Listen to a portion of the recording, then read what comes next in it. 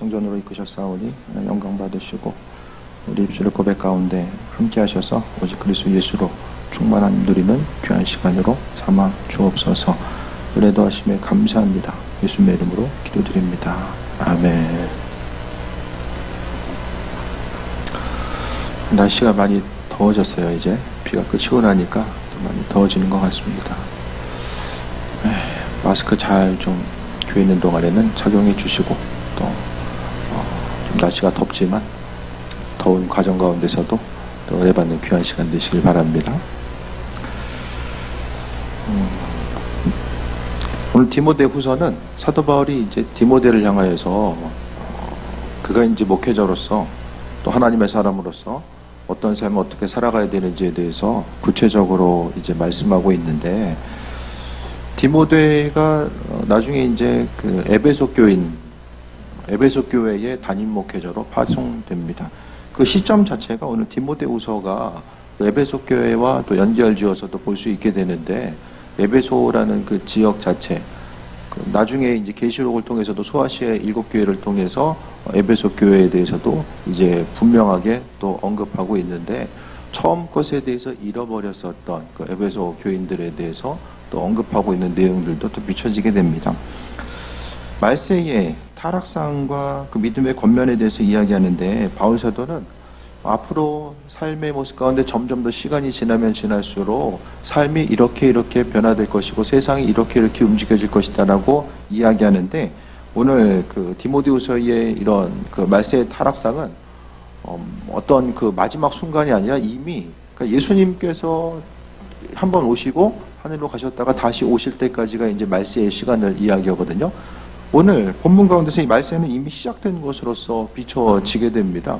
그래서 삶을 통해서 앞으로의 삶의 여정을 어떻게 살아가야 될 것인지에 대해서 또 바울 사도는 또 디모데에게 또 분명하게 또 우리 한 사람 한 사람에게 말씀해주고 있습니다. 대부분 사람들이 신앙을 갖는 이유 자체는, 또 종교를 갖는 이유 자체는 뭐냐면 어떻게 하면은 좀 삶에 있어서의 유익과 만족감과 많이 이제 연결이 되죠. 다른 것을 통해서 내 것을 가지고 흘려보내는 그것보다는 주변에 있는 것들이 어떻게 하면 내게로 흘러올 수 있을까에 대해서 기대하고 소망하면서 이제 많은 사람들이 이 종교 생활을 하게 되는데, 하지만 성경 자체는, 신앙의 모습 자체는 그 정반대의 일을 이야기하고 있습니다. 그 사람에게 있어서 어떤 인간의 욕구 자체를 이야기했을 때 가장 기본적인 욕구는 오감을 만족시키는 그런 욕구, 또 생리적인 것들을 해결하고 배고픔과 잠을 자야 되고 이런 기본적인 욕구들을 이야기하는데, 이 욕구가 첫 번째라고 하면 이 마지막 때의 욕구는 바로 마지막 그 단계의 욕구는 자아실현과 연결되어 있습니다.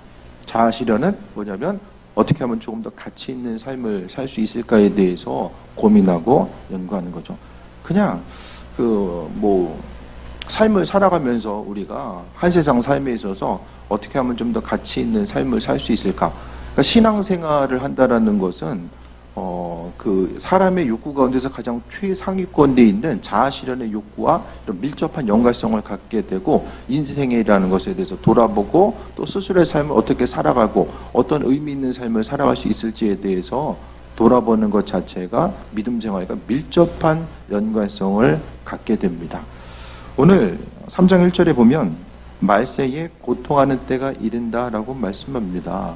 주님 오심의 때, 그러니까 지금 우리가 말세의 시간을 살아가고 있는데, 그 말세의 시간의 특징은 바로 고통하는 때가 이른다라고 합니다.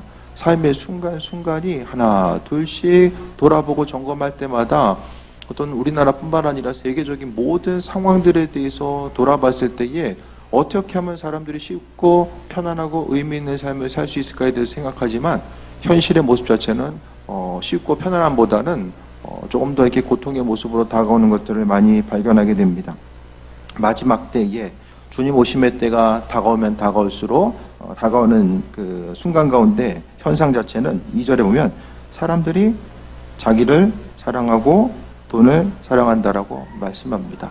다른 누군가에게 별로 관심을 기울이지 않고 마지막 때가 되면 될수록 자기 자신을 사랑한다라고 이야기합니다. 나 자신의 평안과 만족감, 또 내가 가치 있다라고 생각하는 그것에 중심을 두고 살아가게 됩니다. 그러니까 자기를 사랑한다라는 것은 주변 누군가에게 또 함께 어울려서 함께 살아가는 것에 대해서는 별로 관심을 두지 아니하고 자기를 사랑하는 것. 물론 자기 자신을 소중하게 여겨야 되는 것이 맞지만은 하지만 항상 우리의 삶의 모습 자체는 하나님께서 허락하신 은혜 가운데 내가 가치 있고 하나님의 사랑을 받은 자로서의 온전한 삶을 살아가야 된다라는 거, 그것에 중심을 두고 살아가야 되는 것이 맞지만은 자기 자신만 사랑하고 또 살아가는 것에 대해서는 경계하고 있습니다. 그러면서 또 돈을 사랑한다라고 이야기합니다.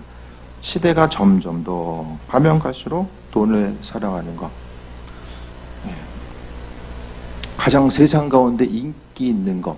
사람들이 동경하고 소망하고 인기 있고 되고 싶고 바라고 원하는 모든 것들은 다 돈과 연결되어서 가게 됩니다.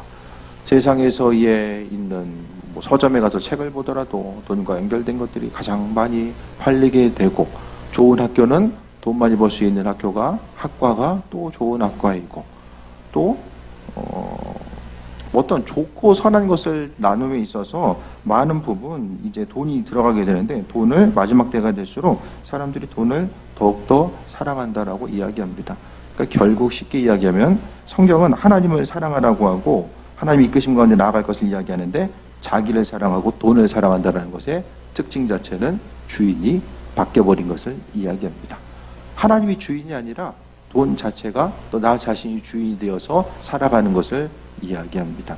그러니까 주인이 바뀌다 보니까 삶에 있어서의 목적과 행함 자체가 완전히 달라질 수밖에 없다는 거죠.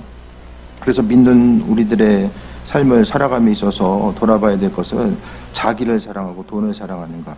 그러니까 신앙생활 한다라는 것은, 믿음 생활하는 것이 쉽고 편안하십니까? 좀 불편하십니까? 어떠세요? 신앙 가지고 살아간다는 것 자체가.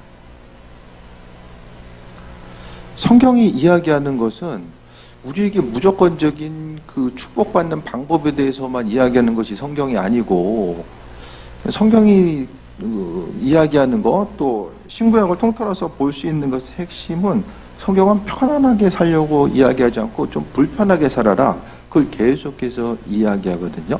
근데 우리 신앙적인 출발점, 대부분의 사람들이 어떤 종교를 가지고 출발한다라는 것 자체가 쉽고 편안함과 마음의 평안과 또 삶에 있어서 쉽고 편안한 어떤 것을 추구하는 것 자체가 바탕을 이루고 있다 보니까, 삶을 통해서 성경에서 이야기하는 것이 좀 불편하게 살라고 이야기하는 것 자체가 잘 귀에 들리지 않습니다. 말씀을 통해서 보고 싶은 것, 또 이제 듣고 싶은 것은 많이 이제 들리게 되는데, 말씀을 통해서 어떻게 하면 하나님께서 허락하신 은혜 가운데 부를 누리고 세상 가운데 기쁨과 강건함의 삶을 살 수 있을까에 대해서는 많은 사람들이 관심을 기울이는데, 불편하게 사는 것, 인터넷에 보면 수많은 설교들이 있잖아요. 그 설교들을 통해 보게 되면 상위권에 있는 것 자체가 두 가지 부류로 좀 볼 수 있게 됩니다.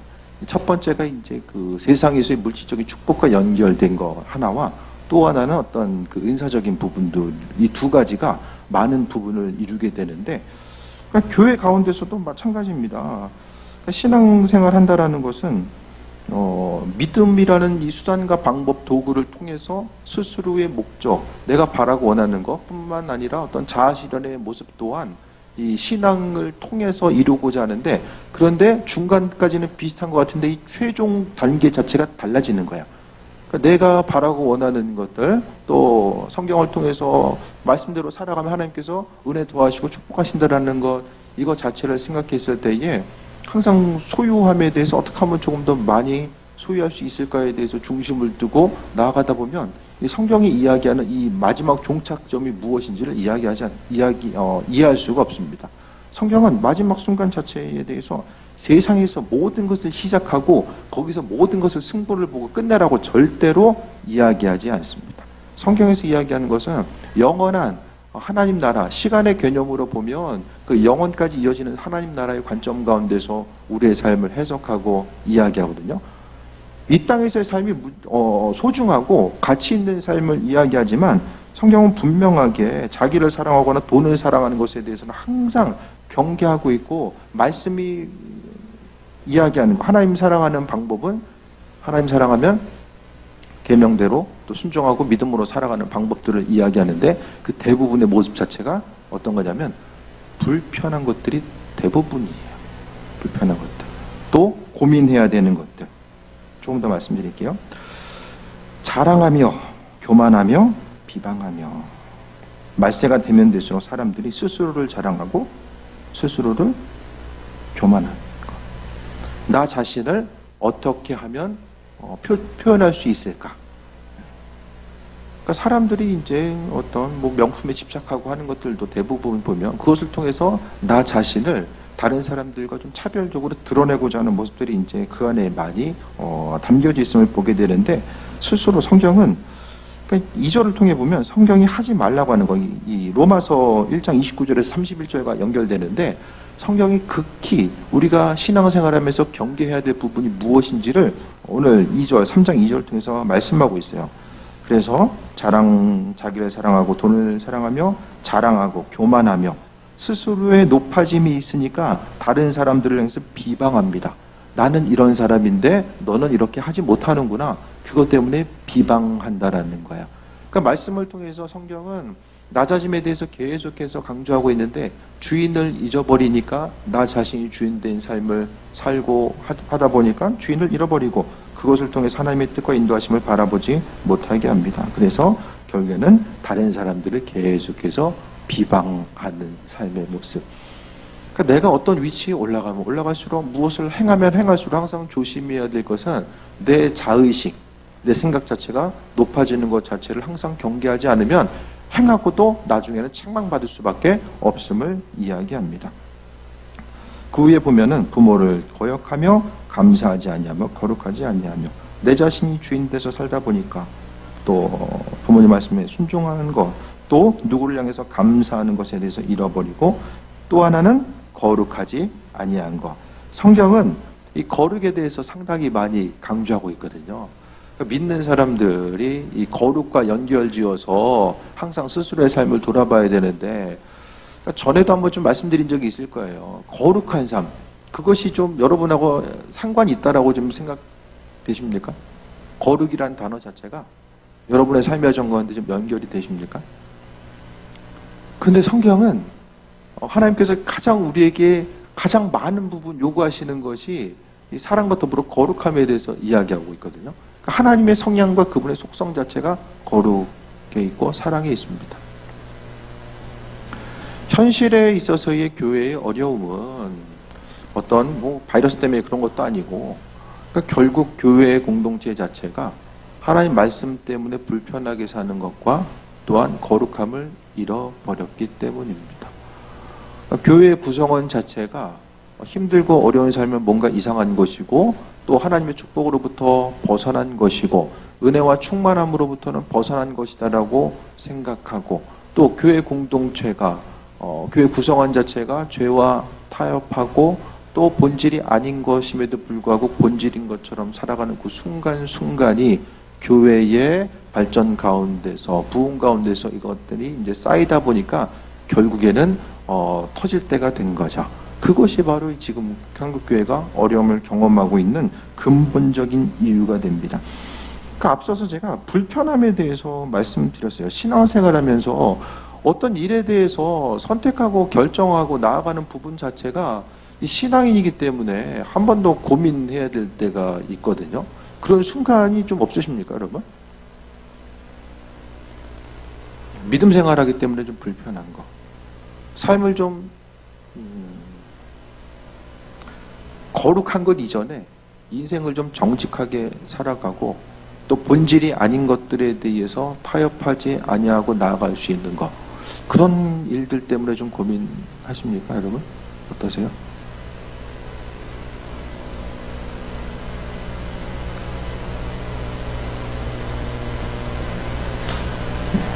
뭐 완전 성화가 됐으면 고민할 것도 없어요. 그냥 고민하는 것이 아니라 그냥 주의 뜻대로 이렇게 마음 주신 대로 살면 되니까 고민할 게 없는데, 근데 믿음 생활을 하다 보면은 우리 자신이 정말 연약하잖아요. 한 번만 눈 감고 지나가면 내가 육신적으로 이득을 얻을 수 있는 것들이 있고 그것만 지나가게 되면은 이것만 그냥 다른 사람들이 모르면은 내가 조금 더 어떤 편안함을 유지할 수 있는 어떤 환경들을 내가 경험할 수 있게 되는데, 이것 한 가지가 항상 마음에 걸리는 것들, 신앙인들에게 걸리는 것들은 하나님께서 분명히 그 마음 주시는 거거든요. 그러니까 믿는 우리들이 삶의 모습 가운데서 우리 한 사람 한 사람이 속해 있는 그곳에서 하나님 말씀 가운데 살아가면 살아갈수록 이 주님께서 원하시는 부분은 어떤 크고 거창한 거, 그러니까 날마다 세계 선교를 위해서 오지로 나아가고 가서 죽어라, 그것만 말씀하시는 것이 아니라 삶의 순간순간 자리에 세상 자체는 말세가 되었을 때에 이런 타락과 어려움과 고통의 때가 이르게 되는데, 그럼 우리 신앙인들은 어떤 삶을 어떻게 살아가야 될 것인지에 대해서 오늘 성경은 계속해서 질문하고 있음을 보게 됩니다. 삶의 순간순간마다 뭐가 고민되십니까, 여러분? 어떤 일들? 삶을 정직하게 살아가면서 어떤 일들이 고민되십니까? 예를 들어서 우리가 지금 이제 교회가 감리교단에 속해 있죠. 감리교단. 감리교단이 우리나라 이제 세 번째 교단이에요. 장로교, 통합, 합동 다음에 이제 감리교단일 때, 그 다음에 이제 순복음교단일 거예요. 감리교단 가운데 이제 우리가 1년에 한 번 결산을 하죠. 이제 본부, 감리교 본부에 이제 재정 보고를 해요. 인원 보고도 하고 담임자가 이제 다 이제 보고를 해야 될 것들이 있어요. 설교는 어떻게 몇 번 하고, 그 다음에 이제 뭐 신방부터 해가지고 다 이제 보고해야 될 사항들이 있어요. 그 외에 이제 재정 보고도 있게 되는데, 재정 보고를 해가지고 이제 본부를 올리면은 우리가 부담금을 내야 돼요. 부담금이라는 것은 어떤 우리 지방 공동체, 우리가 속해 있는 지방을 위해서 쓰는 비율이 있고, 또 지방이 속해 있는 연회라고 하는 조금 더 큰 개념의 조직체. 그러니까 이 동사무소가 있고 구청이 있고 인천시가 있는 거 좀 비슷해요, 사실. 그래서 이제 동사무소에 내야 되는 부담금이 있고 구청에 내야 되는 부담금이 있고 이제 이렇게 이제 좀 있거든요. 그거 다 합하면은 한 5%예요. 1억이면 이제 500만 원 정도를 이제 내야 돼요. 근데 거기서는 뭐 선교비 부분은 제외되고 하는 부분들이 있거든요.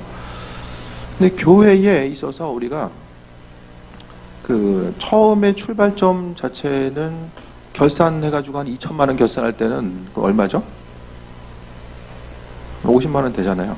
그것도 사실 뭐 2천만 원 결산할 때 50만 원이 작은 금액은 아니잖아요. 근데 그때 보게 되면은 뭐 이렇게 부담금 내고 하는 것 자체가 이렇게 크게 어려움은 별로 없어요. 그냥 내면 되니까. 그 당시 이제 제가 그 부담금 제대로 안 내는데도 보면서 부담금 제대로 내야지 왜 안 내냐고 막 그랬었어요. 근데 이게 이제 금액이 이제 올라가다 보니까 이제 고민이 되는 거죠. 왜냐하면 부담금이 이제 좀 온전하게 쓰이고 있는가, 그 부분에 대해서 이제 항상 의구심이 생기는 거예요. 이 부분을 갖다 이렇게 써야지 왜 이렇게 쓰냐, 부담금 자체. 그것에 대해서 이 부담금만 내면은 정말 딴 데 더 가치 있는 일에 쓸 수 있을 텐데라는 이런 항상 이제 유혹이 좀 있었지만, 그런데 초반에 이제 그 부담금 제대로 안 낸다고 이제 제가 욕을 했잖아요. 그러니까 나도 만약에 그분들도 그렇게 안 냈을 때 뭔가 좀 이렇게 당위성이 있었을 거예요. 그러니까 이제 와가지고 참 마음에는 안 들지만은 그래도 부담금 최대한 좀 근접해서 내려고 이제 힘쓰는 거죠.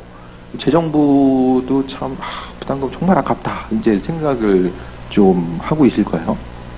올해만 해도 우리가 부담금을 한 40 정도 이렇게 내야 돼요.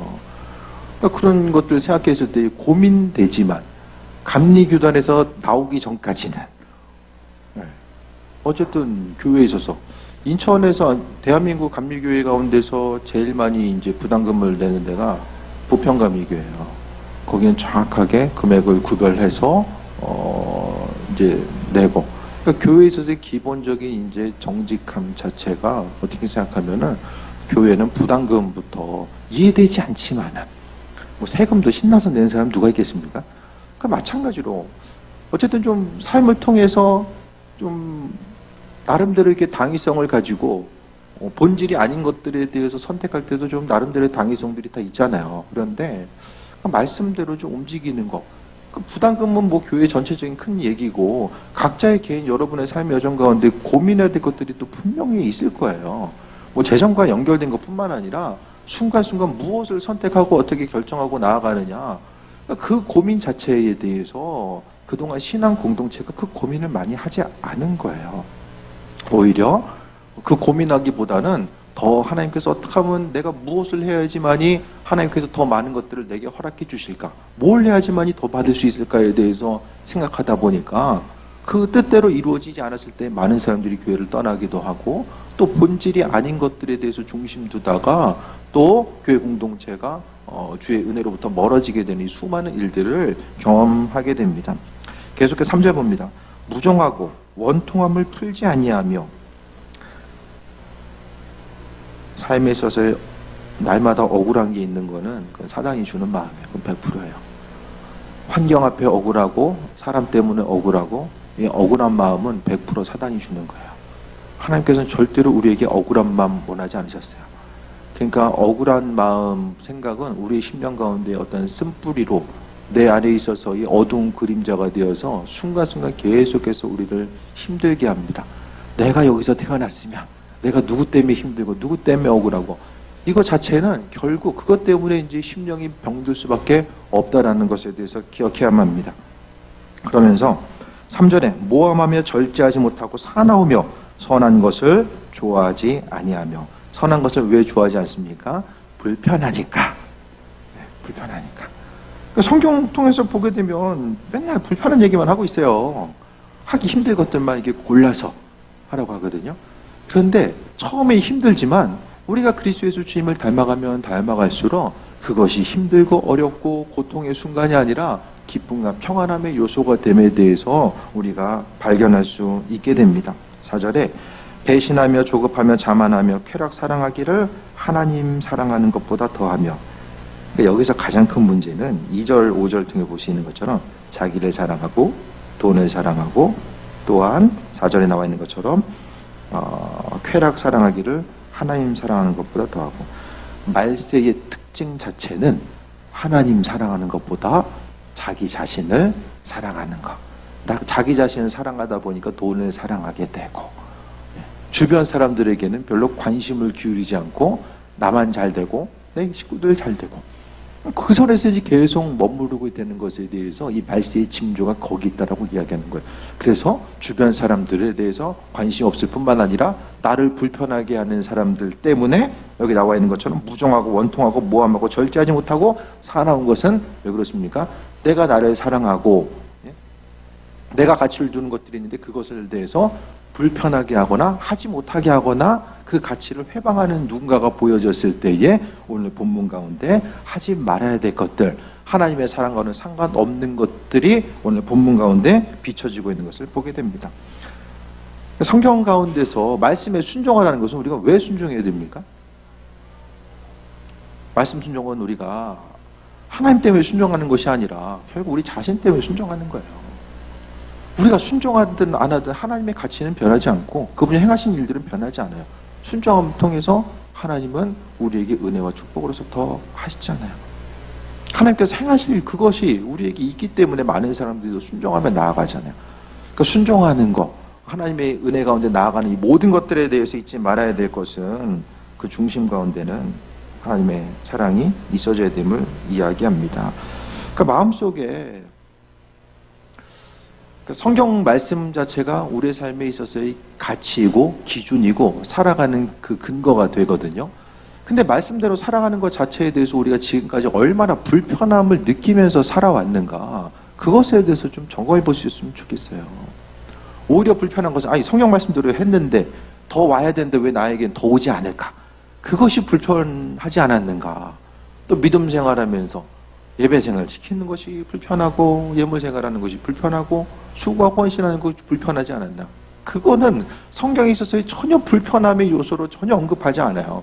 오히려 우리가 불편해야 될 것은 말씀대로 살아가는 이 과정 가운데서의 삶을 이야기하는 거죠.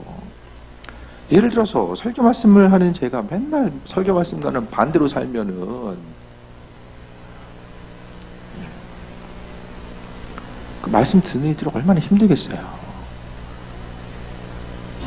마찬가지로 믿지 않는 사람들은 믿는 이들을 향해서, 그들은 말씀대로 살아가지 않는다고 할지라도 믿는 이들은 그렇게 인생을 세상 가운데 살아주기를 바라고 원하는 마음들이 그 속에 있는 거예요.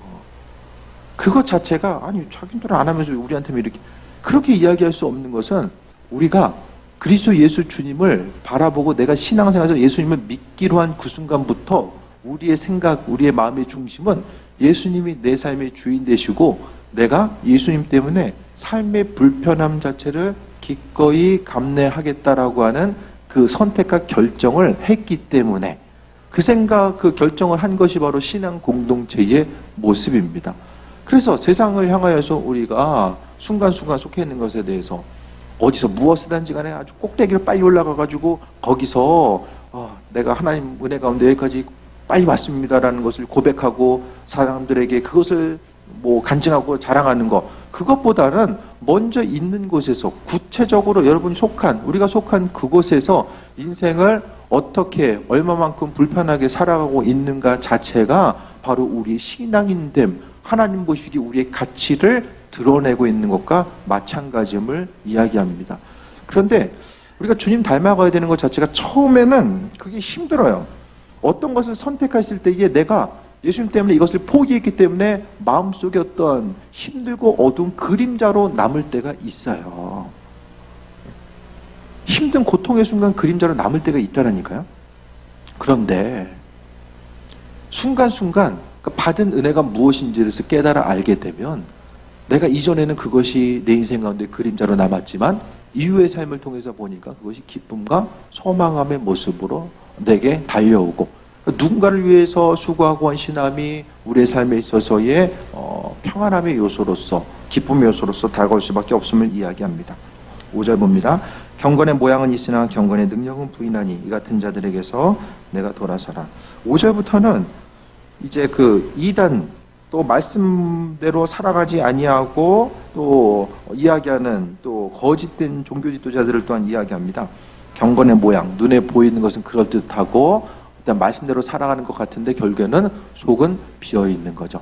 그러니까 신앙생활함에 있어서도 우리가 경건의 모양이 있다는 것은 예배 시간에 모이고 주를 위해 선신하고 찬양하고 예배한다는 것은 경건의 모양은 있어요. 그런데 능력이 없다라는 것, 결정적인 순간에 세상 살아감에 있어서 다 타협하고 하나님의 이끄심과 인도하심 가운데 전혀 살아가지 못하고 결국 하나님의 은혜의 빛을 세상에 전혀 비출 수 없고 세상 가운데 있는데 세상 사람들과 전혀 구별되지 못한 상태, 불편한 자체를 또 버리려고 하고 또 하나님의 이끄심 자체를 돌아보지 않는 것을 이야기하는 거죠. 신앙생활은 분명하게 능력이 있어야 됩니다. 믿음을 가지고 있다는 것은 어디서 무엇을 하든지 간에 내가 주님의 뜻대로 살아가기 때문에 그분께서 행하실 것에 대한 소망함과 기대함 자체를 갖는 거죠. 어제도 제가 밴드를 통해 잠깐 올렸지만은 목회하는 것도 점점 어려워지고 여러분들 신앙생활을 하는 거, 신앙으로 사는 것도 힘들잖아요. 이제 앞으로도 계속 이제 힘들어질 텐데 그 순간 우리는 뭘 해야 될까라는 그런 부분들. 목회는 어떻게 해야 되고 각자의 삶은 어떻게 살아갈 것인가에 대해서 기도하면서 그런 부분이 좀 마음에 좀 어려움이 있었습니다.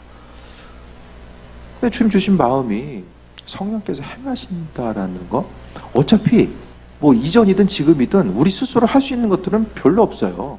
교회를 위해서, 가정을 위해서 다 마찬가지입니다.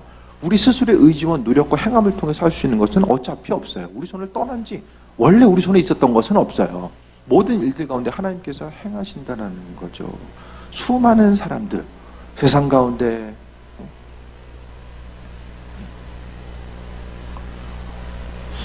많은 목사님이 이제 치용 목사님이 이발소 갔는데 이제 뉴스에서 이제 교회에서 또 코로나 터졌다 하니까 옆에 있는데 저 사람들 또 모여가지고 이제 순화된 표현이에요. 저 인간들 또 모여가지고 왜 또 모였냐 이제 이렇게 이제 이야기하는 이때예요. 우리가 신앙생활하면서 살아가야 되는 이런 환경 자체가 이제 이렇게 이제 변해 버린 거죠. 근데 제가 이제 보게 되면 저 사람이 어떻게 신앙생활을 할까? 평소에 크게 교회를 싫어하는 수많은 사람들. 그러니까 전에도 이제 교육전사로도 있으면서 이제 수많은 이 변화된 사람들, 그러니까 믿음을 선택한 수많은 사람들이 보이게 되는데 전혀 믿음 생활하기 힘들 것 같은 사람들, 오히려 교회를 정말로 싫어했던 그들도 어느 순간 믿음의 길로 들어서는 거, 그것이 사람이 할 수 있는 일이 아니라는 거죠. 그것이 바로 성령의 역사이고 하나님의 부르심의 역사라는 거예요. 앞으로 교회의 부흥도 마찬가지고 우리가 믿음 생활하면서 각자의 처소의 가운데 살아가는 것도 마찬가지예요. 믿음 생활하면서 불편한 것들, 어려운 것들 감내하시기 바랍니다. 그것이 내 육신의 이득을 위해서가 아니라 그리스도의 말씀대로 이 말세에 조금이라도 빛을 비출 수 있는 일이라고 한다면 그 일들을 위해서 기꺼이 헌신하시고 우리의 삶을 거기에 중심을 두어야 된다는 것을 말씀드립니다. 순간적으로 고민은 되겠지만은 갈등의 요소는 있겠지만은 우리가 행하는 그것이 바로 경건의 능력인 거야. 내가 한 발짝 준게 나아가고 그 말씀대로 살아가는 것이 믿지 않는 사람들 보기에 또 다른 사람들 보기에 어리석고 힘든 일처럼 보여진다라고 할지라도 하나님은 그 일들을 행하신다라는 것을 이야기합니다. 이해가 되십니까? 우리 청년들 잘 듣고 있죠? 안 듣고 있는데 이따 가서 막 머리가 하얘졌어요. 뭐 이렇게 아무 얘기도 안 들렸어요. 정신줄을 잡고 있어야 돼요. 정신줄을 흘려보내면 아무리 이제 들려도 살짝 눈동자 흔들리는 분들 이제 이따가 이제 무슨 얘기 제가 물어봐요. 뭘 느꼈냐? 한마디씩은 좀 이렇게 물어보는데 이따가 머리가 하얘졌어요. 막 그런 부상사가 있지 않았으면 좋겠습니다. 계속 보겠습니다. 6절에 그들 중에 남의 집에 가만히 들어가 어리석은 여자를 유인하는 자들이 있으니 그 여자는 죄를 중히 지고 여러 가지 욕심에 이끌림 받으여 항상 배우나 근데 진리의 지식에 이룰 수 없느니라. 그러니까 이단 사상가들. 근데 이 당시에 많은 사람들이 곳곳마다 찾아다니면서 어떤 사상을 전파하고 이득을 취하는 이들이 있었다라는 거야. 그런데 본질이 아닌 것들 자체는 결국 진리의 지식에 이룰 수 없다라는 것에 대해서 말씀하고 있고, 또 8절에 얀네와 암브레는 어떤 마술을 행하면서 모세가 행한 일에 대해서 대적하는 이들이었었는데 그들은 마음이 부패하고 믿음에 관해서 버림받은 자들이라고 이야기합니다. 성경에는 버림받은 자들이 이야기가 나와요. 끝까지 쓰임받았던 게 아니라 어느 순간이 넘어가면 버림받는 이들이 나오거든요. 그러니까 신앙 공동체로 우리가 살아감에 있어서 우리가 끝까지 하나님 은혜 가운데 머물러 있고 붙어 있는 것이 무엇보다 중요합니다. 하나님의 기다리심의 때가 날마다 영원히 계속되는 것이 아니라는 것을 이야기하고, 9절에 그러나 그들이 더 나아가지 못할 것은 저 두 사람이 된 것과 같이 그들의 어리석음이 드러날 것입니다. 본질이 아닌 것에 대해서 매달리고 본질이 아닌 것에 생명 두고 살아가다 보면 맨 마지막에는 어리석음이 드러날 수밖에 없다라고 말씀하고 있습니다. 말씀 정리합니다. 마지막 때는 2절, 3절, 4절을 통해서 봤을 때에 정말로 어떻습니까? 2, 3, 4절이 이게 뭐 딴 세상 얘기입니까? 그리스 로마 시대 이야기입니까? 이 얘기가 지금? 우리 주변과는 전혀 상관없는 이야기입니까?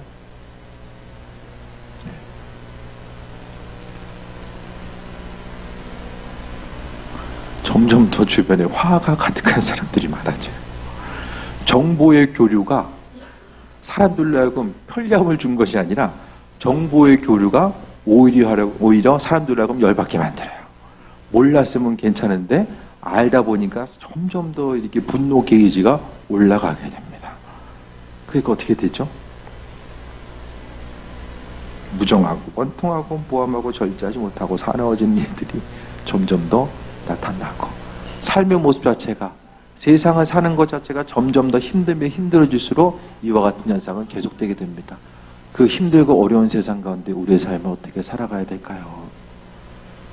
또 한 사람의 무정함과 원통함을 가지고 살아가는 그 한 사람으로서 우리가 이 땅에 존재한다라면 우리 믿음 생활은 무슨 의미가 있을까?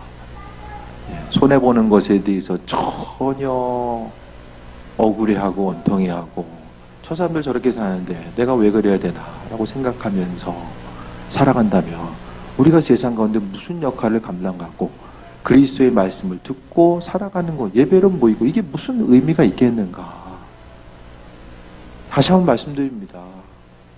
예수님을 내 마음의 주인으로 받아들이고 교회 공동체에 속해 있다는 것은 예수님이 주인 되시기 때문에 내 삶의 가치와 생각들을 내려놓고 주님께서 말씀하신 사랑, 그 사랑은 누군가에게 있어서의 단순히 봉사의 개념을 넘어선 희생과 헌신의 모습을 요구하기 때문에 그 자리를 지키는 것에 대해서, 헌신의 자리, 희생의 자리, 다른 누군가 때문에 그 자리를 지키는 것에 대해서 두려워하거나 억울해하거나 애통하지 아니하고 기쁜 마음으로 그곳에 서 있을 수 있는 것 자체, 그것을 바로 성경은 그리스도인, 기독교 신앙인, 하나님의 사랑과 은혜를 받은 신앙 공동체라고 이야기합니다.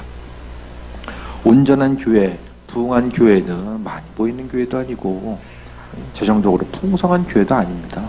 하나님 보시기에 정말로 존귀한 교회, 하나님 보시기에 존귀하게 위대하게 쓰임받을 수 있는 교회는 이 불편함까지라도 마음의 상처를 가지고 감당하려고 하는 것이 아니라 기쁜 마음으로 그 일을 감당하려고 했을 때 내 마음의 상처, 어려움들은 주님께서 어루만져 주시고 은혜로 함께 하시고, 사도 바울이 내 인생에 약할 때가 가장 강함이라고 했었던 그 순간, 또 그리스도 예수께서 십자가에 달려 돌아가신 그 순간, 십자가의 사건 가운데 하나님의 은혜와 위로하심이 더욱더 풍성함으로 임했을 것을 우리가 생각했을 때에 신앙생활한다는 게 뭘까? 세상 가운데 그리스도 예수를 우리가 선택함으로 인해서 경험하게 되는 환난과 어려움이 있다라고 할지라도 그 모든 것들 성경은 우리 한 사람의 삶의 순간순간 다 지켜보신다라고 말씀하셨어요.